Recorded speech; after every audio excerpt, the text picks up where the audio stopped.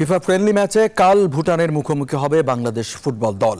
তার আগে সব ধরনের প্রস্তুতি সেরে নিয়েছে লাল সবুজের দল। ম্যাচের আগের দিন কোচ হ্যাভিয়ার কেব্রেরা বলেন, ঘরের মাটিতে ভুটান শক্তিশালী দল হলেও মাঠে তাদের কোনো ছাড় দেবে না বাংলাদেশ। অন্যদিকে জামাল ভুঁইয়ার প্রত্যাশা, প্রথম ম্যাচে জয় তুলে নেবেন তারা। আর ভুটানও অতিথিদের ছেড়ে কথা বলবে না, জানিয়েছেন স্বাগতিকদের কোচ ও অধিনায়ক।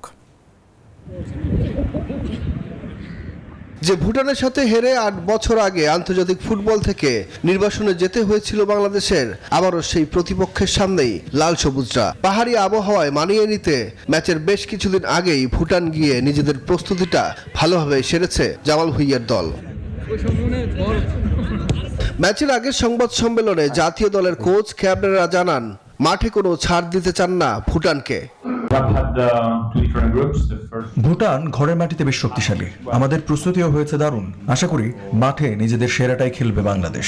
স্বাগতিকদের কোনো রকম ছাড় দিব না আমরা।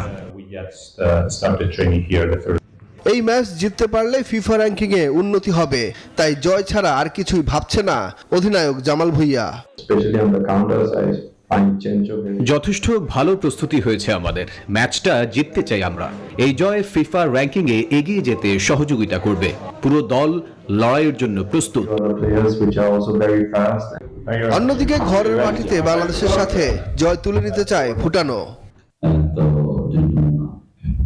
বাংলাদেশকে আমরা সমীহ করছি, তার মানে এই না যে মাঠে তাদেরকে আমরা ছাড় দেব। জয়ের জন্য মাঠে নামবো আমরা।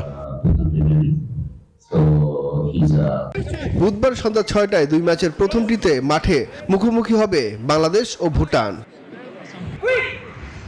সুখন সরকার, নিউজ 24।